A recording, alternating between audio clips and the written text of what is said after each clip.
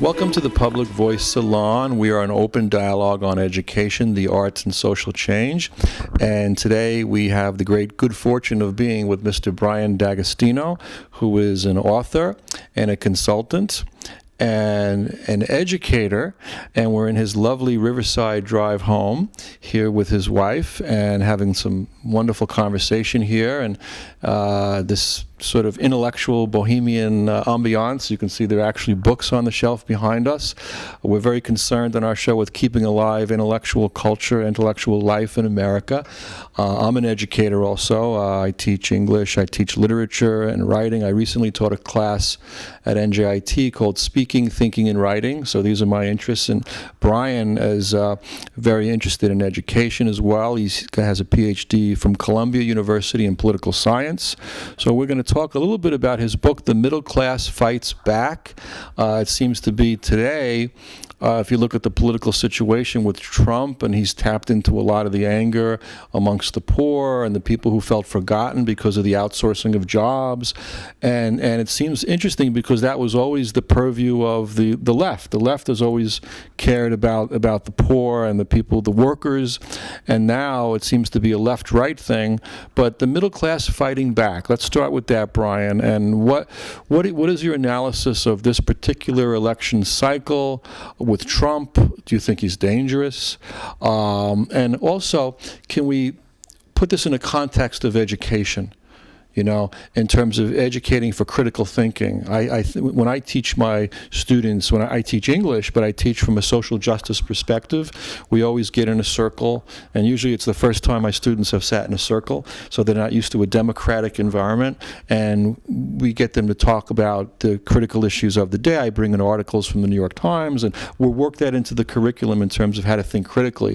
So as an educator, do you think what is the connection between the politics of the society, the political economic situation, and the school systems? Can we teach either for democracy or authoritarianism?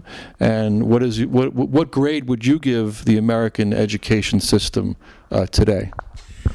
Okay, so right. So these are actually complex questions. And fortunately, I don't have to answer in a soundbite. No. Right. Let me. Right. So what I want to say is that if we look at what's happening in this country right now, a big issue has to do with the way our country is losing its capacity to produce wealth in the United States. And the way that wealth is becoming increasingly concentrated, the polarization of class in the United States. And neither political party is doing a very good job with this. And so it's interesting how we saw both Bernie Sanders, in the Democratic Party, and Trump in the Republican Party. I think there's obviously a systemic problem here that goes beyond Donald Trump. So now to tie this into education, I think that what you see, there's a kind of a bipartisan ideology, and people are sometimes familiar with the term neoliberal, which is a little bit confusing to some people because. Maybe you could define that term. Yeah, let me know what it is. You never talked about on media. So. Right. Let me define it because it's a little bit confusing. When you hear liberal, you think it means like government programs to support the poor and the middle class and all of that. And neoliberal is actually just the opposite. It really is synonymous with free market conservatism, or free market capitalism, I should say. Right, goes back to an older meaning of liberal, which is to remove the constraints of government from private actors. So the neoliberal policies, it's really a modern word for laissez-faire capitalism. These policies really took off in earnest under Ronald Reagan, beginning with Ronald Reagan in the 1980s. And and that's really the beginning of the real big shift to globalization in the 20th century. Now, during this period, the middle class has taken a battering, right? So the median income or the median compensation for American workers, American families, had been increasing before 1980, or actually before the 1970s. And during the 70s, it began to level off and has actually been stagnating ever since. So what is behind this? What's the cause of this? Trump is tapping the discontent, but it never really talks about the causes of it, except maybe to scapegoat immigrants or, to scapegoat people who are different, Muslims, but doesn't really get at the underlying causes of it. And neither are the Democrats, again, with the exception of Bernie Sanders, willing to talk about the underlying economic reasons for it. Now, another scapegoat are our teachers. So this ideology, this neoliberal ideology, is that, well, the reason that the United States is losing its edge in the world economy is because teachers are not preparing the youth to compete in the global economy. Those bad teachers. Those bad teachers. Right, exactly. And that is really what's behind, and it really began in 1983 with a report called A Nation at Risk. A Nation at Risk, exactly, right. And this was under Reagan's Department of Education. And so this is really the beginning of, over 30 years of policies essentially scapegoating teachers for what are really policies having to do with the economy and the corporate elites outsourcing jobs and moving capital to low-wage parts of the world. So the question that I wanted to talk about today has to do with education and how, on the one hand, teachers and public education and teachers' unions are being scapegoated for everything that's wrong with the country. And then the question would be like how we could have a world-class public education system and what the future of our public education system could look like. Wow. So this is a good dialogue that you and I are beginning, Brian, because I have a BA in English from Fordham, and then I went to NYU to a program in the mid-90s in English education, which was a very cutting-edge program. And it was really designed to reimagine and reconceptualize how English is taught. And I learned about the ideas of John Dewey and Paulo Freire, pretty progressive, pretty radical stuff. And what I learned was amazing, that in America you had this whole progressive educational movement in the 1930s. Actually, John Dewey founded the first progressive school, I think in 1905 at the University of Chicago. And one thing I only learned recently is that in New Zealand, if you go to New Zealand, they have never abandoned those progressive ideals. And New Zealand is actually one of the most literate countries in the world.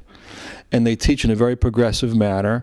I've taught English at the college level now for 15 years at various colleges. And invariably, the first question I ask my students is, what has been schooling like for you?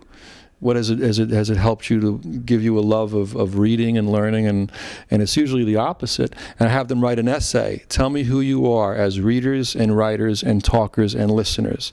And just give me a 2-page essay. Be honest. And think about your learning inside of school and outside of school. And I tell them you're free to be critical of your schools. And most of them are very critical and say that, you know what? School was where I got very bored with reading and with writing. So what's going on in our school systems? Are they turning kids off to literature and to thinking critically and writing?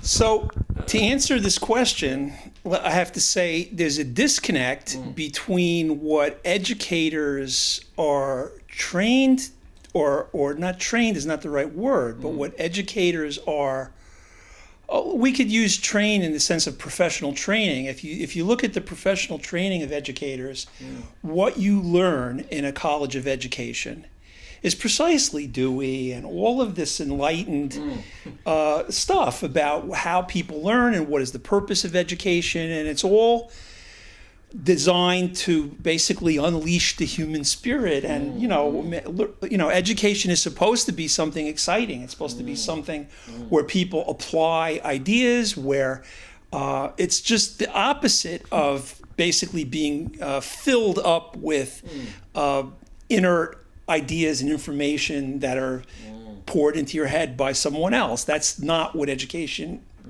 is, according to our best educational theorists and professionals. The Latin word means to draw out. To draw out, right? Exactly, draw out, yeah. right.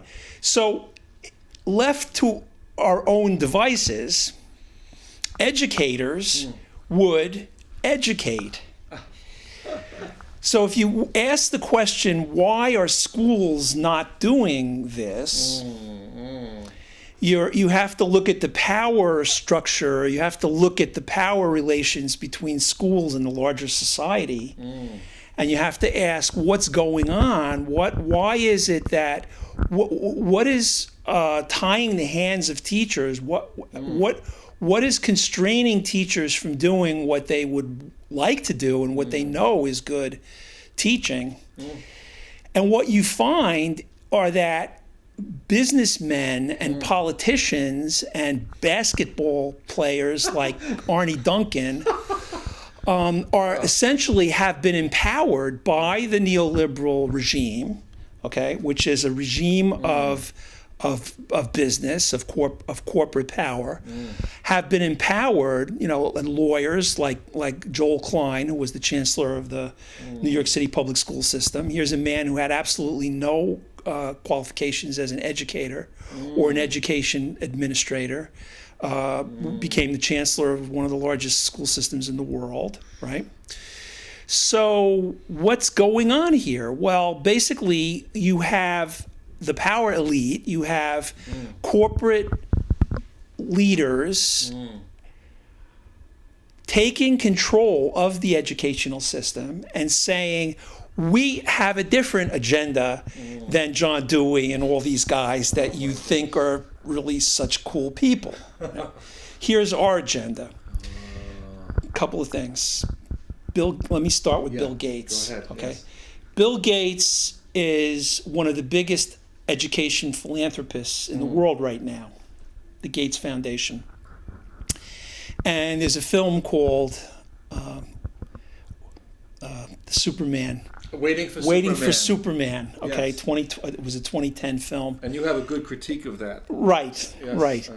And in this film, Gates makes the claim that our economy is turning out millions of high-end jobs in STEM, science, technology, engineering, and mathematics, but our schools are not producing enough qualified people for these jobs. Well, Mr. Gates knows that this is not true. He knows that it's not true because Microsoft is outsourcing some of these same jobs to India. So he knows that he's a liar, and he knows he's a liar because his own company is outsourcing these jobs to India. So they're taking American engineers who are capable of doing this work, and they're giving the jobs to people for lower wages, right? So what is the agenda of Bill Gates? He wants public education to turn out more engineers so that they don't have to go to India, and they could pay them what they're paying in India here. They can. You want to be able to hire American engineers for what you're paying in India. Okay, that's one agenda of the neoliberal elites. Okay, that's one agenda. The second agenda has to do with power and domination. So in an economy and in an educational system that was really designed to serve the public good, you would not have an academic track, you would not have an academic set of requirements that every person had to pass. You would have minimum requirements, minimum competency requirements, academic requirements, but literacy and numeracy at a low level that would be suitable for the kind of work that people actually need to do. So if someone works in a factory, they actually do need to be able to read technical manuals. They need certain kinds of academic skills, but they don't need to be able to solve quadratic equations, right? And yet they have to solve quadratic equations to get a high school diploma. So what's happening is, by setting a very high academic standard for everyone, we create a situation where the majority of people will fail. And that is all about power. That's all about convincing the majority of people. The reason that you're getting the short end of the stick in the American dream is because you're not good enough. You didn't measure up. So you have no one to blame but yourself. If you were smarter, or if you had worked harder, or if you had been more competent, you too would be making a lot of money. The reason that you're not is because of who you are. That is the pernicious agenda of the so-called school reform movement. Well, I guess you could say that I'm more of a utopian thinker, and I would hope for a world in which more people were educated to love literature and cinema and the arts, and to also be able to talk about these things, because usually in a school environment where it's very rigid and the curriculum is about memorization and what's the right answer, we don't have the joy and the play of discussing a text. And also I think that ties in with democracy, because if you have a population that does not know what's going on and can't think critically, then you could have a demagogue potentially, running for president, or a potential demagogue. I think Thomas Jefferson said that only a population that is educated can be trusted to govern itself. So do we have a crisis now in democracy because of the educational crisis? Right. So it's interesting that you mentioned Thomas Jefferson, because if you go back to the origins of this country and the origins of our public school system, that was the rationale of public education, was to prepare citizens for participation in democracy, in a democracy. So there was a civic function to education. Now, it's a measure of how far we've come from the high watermark of democratic civic culture of the 18th century, that we now are, the way we think about education today, it's thought to be it's thought to be something that is intended to serve people's private needs. So you're going to, if you want to succeed, you have to get an education. Citizenship has become really very much an afterthought in our political culture. Wow. Everything has become privatized in our political culture. And in fact, the idea of critical thinking is a threat to an authoritarian political system or authoritarian economic system. I think our corporate and political leaders want people who will follow orders. And a technical education does not pose a threat to this. Right. But a humanities education actually can pose such a threat. Wonderfully put, yeah. So Last night I was going back to Tom Hartman's book, which is called Screwed, and it's about the middle class, and you write about the middle class. So I think, if you look at what's been going on in education over the past 3 decades, with this greater emphasis on high-stakes standardized testing, the taking out of the humanities, the more narrow focus on teaching for jobs, that during that same period of time, the middle class has been declining. And I just want to see a copy of your book here. Let's just take a look at this. The middle class fights back. How progressive movements can restore democracy in America. So you and Tom Hartman are kind of on a similar track with this, okay? So what's going on right now? Where's the middle class? Where do we stand in terms of the outsourcing of jobs? At least Trump has made people aware of that, but I'm sure he's got many other qualities that obviously make him unfit for the presidency.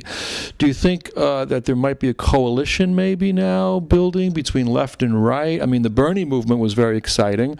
It was very anti-TPP. Hillary was kind of pushed to the left by Bernie. So what is your reading of the tea leaves? You think the middle class is ready for a comeback? I think the middle class has been ready for a comeback for a long time. Okay. And I think the problem is that our leaders, Yes. and even this includes even our on the left, with one exception, which I will mention, have really not thought through what it will take, what a policy agenda would look like that could reverse this neoliberal regime that we're talking about. And so the one exception that I want to mention is Richard Wolff. He's great. Right. And his book, is called. It's about democracy at work. Democracy at work. Yeah. And his book came out the same year that mine did, Democracy at Work. And I have a chapter in my book called Markets Without Capitalism, which covers much of the same ground. In Democracy at Work, Wolff talks about worker-owned and controlled enterprises. And in my book, in my chapter of The Middle Class Fights Back, I talk about also worker-owned and controlled enterprises as a new way of people getting control of their livelihoods. Because if the root of the problem is the ownership and control of enterprises by people whose only interest in the enterprise is making money, then people's livelihoods will never be secure. If you're depending on someone who's controlling the enterprise in order to make money, and they can make money by going to a lower wage venue or by bringing in, and speaking of Trump and immigration, open immigration is actually a two-edged sword. I mean, it's a good thing to have an open society, but it's also a bonanza for capital to bring in a cheap labor from the entire world, right? So I think we have to ask ourselves, how can ordinary people, how can we envision a rebuilding of the economy in such a way that ordinary people can control their livelihoods, right? So this is the question that Richard Wolff poses in his book and that I talk about in mine. I have other ideas in this book about how to go forward, but that's one of them. Yeah, I know the people watching us, a lot of people now are working jobs that are very authoritarian in the workplace environment, and we're supposed to live in a democracy, but the place that people spend most of their work time, most of their life, is a very anti-democratic space. And I think this could also lead to lack of basic happiness in life. Now, I declared my candidacy for president in 2012 symbolically, and I was calling on a 25-hour work week because there's been a lot of talk over the years about having a shorter work week, that people are working much too long of hours. And I think, Brian, and tell me what you think on this, that people are just too tired. They work a day that's too long. They come home, they're exhausted. They don't have the critical thinking skills because maybe they studied marketing or business or something that wasn't rich and broad and humanistic. So they really can't make sense of what's going on. And then they watch what's on the media, and the media are controlled by the same corporations that are controlling the educational system increasingly and the political system. So what's the way out of this? Right. So Americans are absolutely working too much. There's no doubt about that. My wife and I were talking about this the other day, that in most parts of the world, not just in, when you hear the word siesta, you think of, Latin America, Yes. Where people take a couple of hours off in the afternoon after lunch. But they do that in Germany, they do that in Germany, right? Yes. Like it's like only in America do we have a society that's so fixated on time is money that we don't really have time to properly rest, even during the day, even during the ordinary workday, much less what you're talking about, right? So there's no doubt that Americans are working too much, and I agree also that a shorter work week, which would distribute the available work to more people, is also part of the solution. Because with automation, we should be able to produce the wealth that we need with less person hours, right? But if you look at what our economy, look at the activity that makes up so much of our economy, we have $1 trillion a year national security state. Now, that's a lot of wealth. That's a lot of wealth, but it's not usable wealth. It's economic activity that doesn't add to the standard of living. And so we have to think about, and we look at our private transportation system, for example, automobile system or roads. If we were to ask ourselves what our real needs are, our needs for transportation, our needs for security, and if we were to design a rational society, we would not be spending $1 trillion a year on a war economy. We would not be spending the kind of money on a private transportation system that we have in big cars, gas-guzzling cars, and all of the things that we have, right? So there's a lot that's wrong with our economy, and if the good life is having the time and leisure time to be able to read and to be able to enjoy the arts and to be able to, spend time with people and to not be toiling, then we have to ask ourselves what our economy is really functioning to do. Well, there's that great statement in the Declaration of Independence: life, liberty, and the pursuit of happiness. But how can you pursue happiness when you're exhausted and you're overworked and you're undereducated? It's just, I think it creates happiness for me when I read literature and I get lost in a novel or watch a film that changes my life and I want to discuss it with people. I think the arts can really enrich our lives. I think social life can be enriching. I think the power of group discussion also is very powerful. Back in 2002, I created a small group dialogue in Hoboken in a used bookstore that was open to anybody. And we would get like a dozen people on a weeknight show up and just to be together and just to be eye to eye, face to face, telling stories. And I do think that, and to say something about Hoboken, it's 1 square mile. You can walk places and you can see people even though very often there's an alienation that's in the air too, and people walk past you with iPhones on. So what's going on with the smartphone, whatever that is, and that people seem to be more alienated from each other? Or Eric Fromm talked about automatons, and I mean, alienation is a big interest of mine also, and it's something they talk about at the Left Forum, which is where I first met you. It's a great, great organization, institution, co-founded by Stanley Aronowitz, who's been a guest on our show. He has an excellent critique of labor and of a lot of the educational system as well, So how can we make these ideas more accessible, I think, though, to a broader audience? I think one problem on the academic left is that the jargon is very hard to reach people. Right. So, and actually what I'm about to say answers what you just asked me, but also ties back to the electoral politics. I think in addition to talking about worker-owned and controlled enterprises, we need to be talking about a Green New Deal.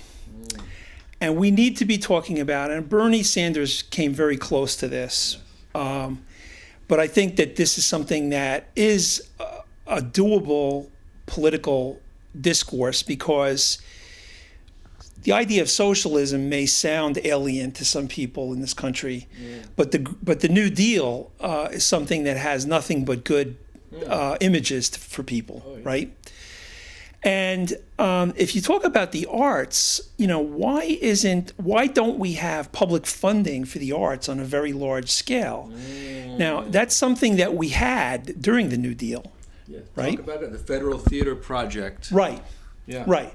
So, I mean, isn't this something we should be talking about? Why aren't we asking, why aren't we demanding that our government provide livelihoods? That we should be talking about a permanent expansion of the public sector to employ people to do productive work, and productive work includes the arts. It's not just making widgets, it's doing things that meet needs. And producing culture is a need that people have. So that is I think an agenda item that I'd like to put out there, and it just seems like so timely, and I'm kind of like astounded that the left itself is not promoting this idea more vigorously. And also, Brian, I noticed that you are the communications director of the Psychohistorical Association. Right. So when you think about psychoanalysis and psychotherapy is actually work. It's work that people do on themselves to improve their lives. And you notice that today there's a big focus on psychiatry. And if a drug can cure it, and the pharmaceutical industry can make profit on it, they're pushing that instead of what Freud talked about, the talk and cure. But it would seem to me, in a society that seems crazy, and Eric Fromm wrote a book called The Sane Society. There was a conference at CUNY this year on the Sane Society, on Eric Fromm and the Frankfurt School. Then what about psychoanalysis? Do you think that there's a great need for that and if you look at someone like a Trump, I think we need to get this man to a psychoanalyst immediately, if not sooner. Okay.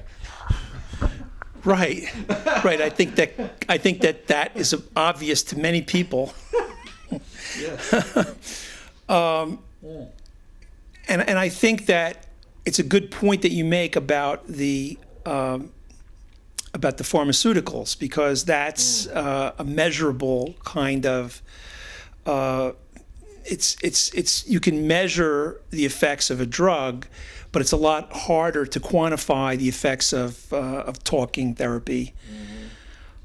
So it's not so easy to quantify often the value of certain activities, certainly cultural activities, certainly things like psychotherapy.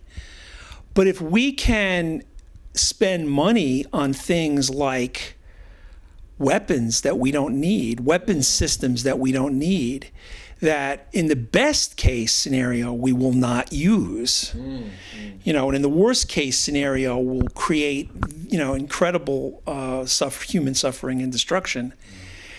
To me, there's no excuse for not subsidizing activities that we know meet human needs, even though we can't quantify how much they meet needs. When I look at Donald Trump, it doesn't seem like he's happy. I don't know. I mean, he's always angry. He's going from one mood swing to the next, and it seems to be very frightening, the thought of his finger on the nuclear button. But I glanced over there and I see this globe. Claudia, maybe you can focus on that globe there, and it makes me think about a world perspective on things, and I see the country of South America there, and where my darling wife Claudia is from, who's filming us right now, and if it wasn't for Claudia, the show wouldn't exist. So I think love is also an existential quality. Bell Hooks had a 5-book series about love called All About Love. The first book was called All About Love, New Visions, where she gets into more of an intellectual, philosophical, political view of love. And Paulo Freire, who was also from Brazil, where the Olympics have just started, said that we need to teach for a world in which it's easier to love. So how can we have a more loving world? But it's, Eric Fromm even wrote a book called The Art of Loving, where he said it's difficult to love in a capitalistic society. So what do you think about that? Right. So in a way, this ties back to education, which is what we were talking about earlier. And that is, and if we talk about worker-owned and controlled enterprises, we talk about how do we organize ourselves in schools, in workplaces, in any kind of cultural organizations. And if the purpose of the organization is to produce wealth for some external shareholder, then it's going to be an authoritarian organization. If the purpose of the enterprise is to meet the needs of the stakeholders, and that is both the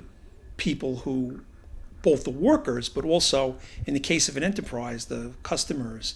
In the case of a school, it's the students, the parents, the teachers.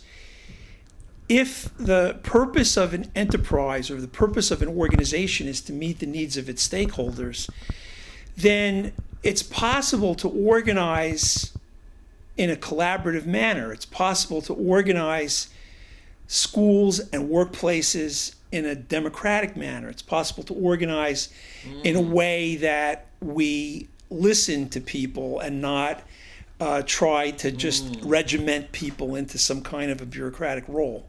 Wow. So I think that we have to start to think about how we organize our social life and realize that the hierarchical way that we're accustomed to living our lives is the result of a certain form of economic organization, and doesn't have to be that way. When I think of Trump, I think of hierarchy. I think of top down. I think of do it because I said so. I think of high rises. I think of, remember those wonderful images of Bernie and his wife? There's just such a gentleness. There's such a kindness. There's a humanity. And I think Trump seems like the opposite of that. I wonder what went on in that household growing up. His father was in real estate. I wonder if he's just still trying to get the approval of his father, maybe. I'm not good enough. You're never good enough. You got to be the best. And what is the best? It's like, be the president. Are we so obsessed with the presidency that you're not going to, and I think maybe I was obsessed. I ran for president, so I'm not going to run again because I'm beyond that now. I have a good psychoanalyst too, Mr. Trump. I could recommend him to you if you want. But is that what's going on too? The family? Because I think in psychohistorical, which is a wonderful field, by the way, I'm fascinated. We want to do a roundtable on this. And I just learned that Boston University is the only college in the country now that actually teaches an undergraduate course in psychohistory. There's no department yet of it. But I think with the Trump phenomenon, we need to really get more serious about the interconnection between psychology and politics. Right. So the origin of the culture of how we make decisions, how we relate to other people. I mentioned workplaces and schools, but of course the earliest venue in which we learn these things is the family, our families, right? And that really gets to, and so if you want to talk about psychohistory, you have to talk about child rearing. You have to talk about the idea that if we have norms of punitive parenting, that it's necessary to punish children in order to make them do the right thing, then, and if that's the picture that you have of human nature, then you're going to build a society in which people have to satisfy external incentives, rewards and punishments, that you're going to use rewards and punishments to make people behave in a certain way because you don't trust that their intrinsic motivations or intrinsic desires are worthy. That really gets to the way people were treated in their families, when they were growing up. Right? And I think, yeah, absolutely. Wondering also about how we can use education as a source of teaching about how to communicate better, about our feelings also, the interconnection between psychoanalysis and education. It was a big moment for me when I was at this program at NYU and I discovered the link between Carl Rogers, his work, and also in education. So in my teaching practice, I create kind of an open Rogerian dialogical space. And it's very healing just to be able to express to others how you feel about things. And I think it also connects with talking about culture. And it's hard to discuss a novel or a film unless you're not talking about your feelings and emotions and personal stories. But I think we don't have that capacity because we're not trained how to do that. Right. So if you have punitive parenting and authoritarian forms of child rearing, that sets up a society in which people do what they do because of fear of punishment, and or a slightly more evolved version of this would be for rewards. If you do it for rewards, you're still doing it because of some external motivation, but instead of to avoid punishment, you're doing it for some positive reward. You're not doing it for some intrinsic reason. You're still doing it because of somebody else's, because of some external reward. But the larger society then is organized around those principles, and the idea that we do everything we do because of money, or I should say the idea of a capitalist society is based on money, where people have to get money in order to meet their needs. That is predicated on a certain kind of alienated form of experience, which I think in the future we're going to look back on this period of history and see that it did tremendous violence to children and to human beings to live in families like this and to live in a society like this. So in some way also the family reinforces the capitalistic structure, because in the family, and I think families also can be well-meaning. So if you have a kid who's reading Karl Marx, the parent might say, hey, this is not very practical. You got to make a living or whatever. So it might come out of love, but there's a distrust of anything that doesn't fit with the dominant paradigm. So the family becomes an enforcer of the status quo. Right. Yeah. There's always a kind of a dialectic between the family and the larger society. Yeah. Wow. So where are we now as we go into this election? Do you think that Trump will lose? I mean, obviously Hillary seems to be, the demographics are good. I read today in the Times, they said that the only category that Trump is leading is in uneducated white males. So do you feel confident that Hillary will win, or what do you think going forward? Where's the progressive movement going forward after this election? Well, I think that it's likely that Hillary will win, and I think what the progressive movement needs to be thinking about now is what happens when that happens, because that doesn't mean we're out of the woods. It means, it means we're not going to have a lunatic running the country, which is certainly a good thing. But Hillary is a hawk, and and if she owes her electoral victory to Republicans, and a lot of big name Republicans and Republican donors are flocking to her campaign. They're fleeing Trump and they're going into the Democratic campaign. So if Hillary basically becomes indebted to a lot of big Republican money and Republican donors, it's going to be a challenge for the left to keep the Bernie Sanders agenda alive within the Democratic Party. I think that we have to be thinking about, talking about a Green New Deal, talking about worker-owned enterprises, talking about demilitarization.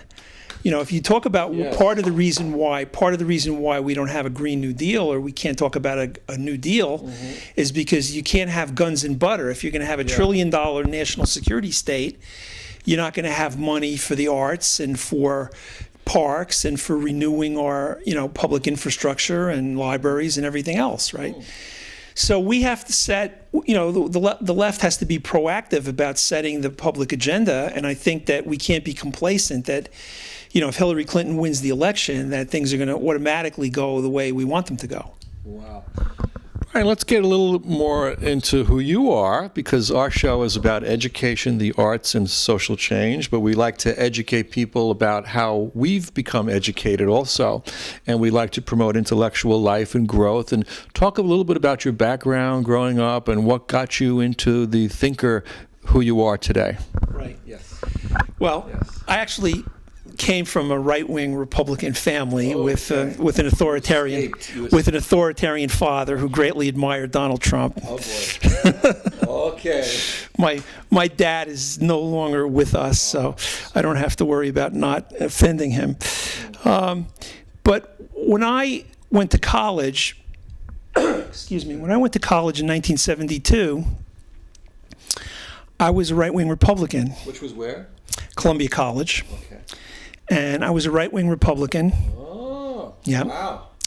And I wanted to be a corporate lawyer. I was pretty sure that that's what I was going to do. And college was a real eye-opening experience for me. It was a time of renewal. A time of discovering new things. And I did a big change in my political orientation when I learned more about the world and about myself. I began to explore higher states of consciousness. I started practicing meditation, transcendental meditation. And I eventually realized that I didn't want to become a corporate lawyer, and I ended up spending a lot of time as a graduate student thinking eventually I'd become a professor, only to find that by the time I got my PhD that there was an oversupply of people with PhDs, and it wasn't going to be so easy to make a living in higher education. So that's how I ended up becoming a high school teacher, which I did for 11 years, in New York City public school teacher. Wow. What were some of the ideas that came alive for you at college, if you think back, and in particular professors, particular books that really spoke to you intellectually? Well, I actually became a socialist by reading Joseph Schumpeter's Socialism, Capitalism, and Democracy.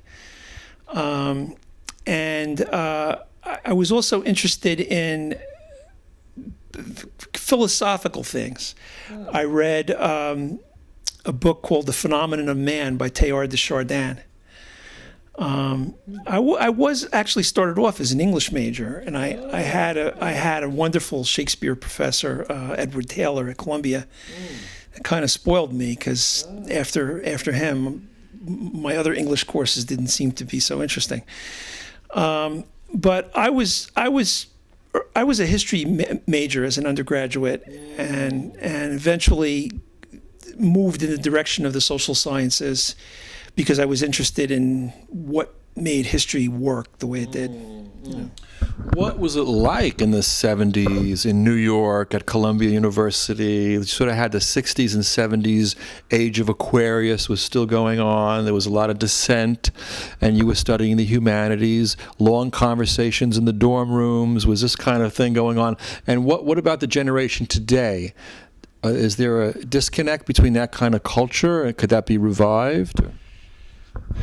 Well, I guess what really saddens me when I think about this is how in the 70s, when I was in college, somehow it was okay to really just do unalienated education.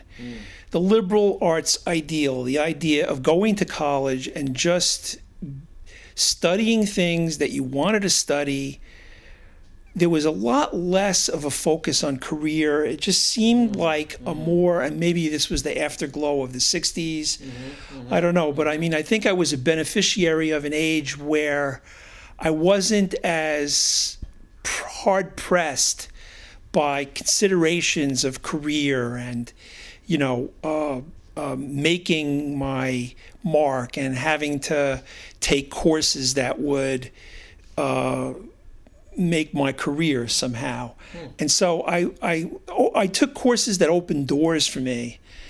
And I really, for me, my college experience was a wonderful experience. And then by contrast, when I got to graduate school, it was like learning more and more about less and less. It was sort of like not that captivating to be a graduate student. But when I became a college teacher, I found that my students were more alienated. They seemed to be not as open to just the joy of learning that I experienced in college. Well, actually, my experience was I had gone to a community college out of high school was not so good for me. It was like a sort of a middle-class high school that I found very boring, and I feel like I lost my voice in high school. And it took me a while to get it back, but I went to a community college, Bergen Community College, which I took liberal arts classes that were good for me, but I was still confused about what to major in, so I dropped out. Took a series of jobs that were not that great, but sort of made me want to get back to college. But the key experience of growth was finding a wonderful psychotherapist. And that got me back into college, to Fordham. And it's interesting because like one of the first classes I took at Fordham as an English major was a class called Psychoanalysis and Literature by a man named Lawrence Kramer, who has a PhD from Yale. And I just looked him up and I found he's one of the leading musicologists in the country now. So you got psychoanalysis, you got music, you got liberal arts. And if I didn't find my way to that psychotherapy, literally I picked up the phone book and I found him in the yellow pages. So for me, psychoanalysis and humanistic learning are somehow interconnected. Well, I also discovered psychoanalysis in the form of Jungian psychotherapy when I was in college. And that was also a very formative experience for me. And that also along with meditation. I mentioned transcendental meditation, but for me, the whole idea of higher states of consciousness and altered states of consciousness, that was really a big part of my quest when I was in college. I'm the kind of person I don't like to give up on people, and even Donald Trump, I don't like to give up on him. And I often wonder what would have happened if when he was younger, instead of going to the Wharton School of Business, which business schools, what do they only care about profits, What if he had gotten a rich humanistic education and got interested in philosophy, and at 70 years old, he still might get interested in, maybe he'll watch this show and he'll say, oh, maybe I need to read other kinds of books than just business books. I mean, am I being too idealistic? Yes. One word answer. There you go. Okay. Well, Claudia gave us the 5-minute signal. Brian, this is a wonderful dialogue. I hope it's only the beginning. There's so much more to say. We'd love to come back and continue this, but we're going to give you the bulk of the time left to sort of just express anything you'd like to. And think about what is it that's really coming to life for you in terms of your own work now? Where are you going in terms of your work? What is it in terms of your intellectual growth and development, and in terms of society? What do you think needs to happen, and what is most interesting? What gets you up in the morning these days? Okay. Well, after working as a public school teacher for 11 years, and then I kind of semi-retired. I did some college teaching, and right now I'm a part-time statistical consultant and policy consultant. And I am working on a second book, which is tentatively entitled Nature and the Human Spirit, Creating a Future Without Illusions. Wow. And great title. Right. Cool. And I'm thinking about how our capitalist civilization that we live in is really shaped by possessive individualism and philosophical materialism.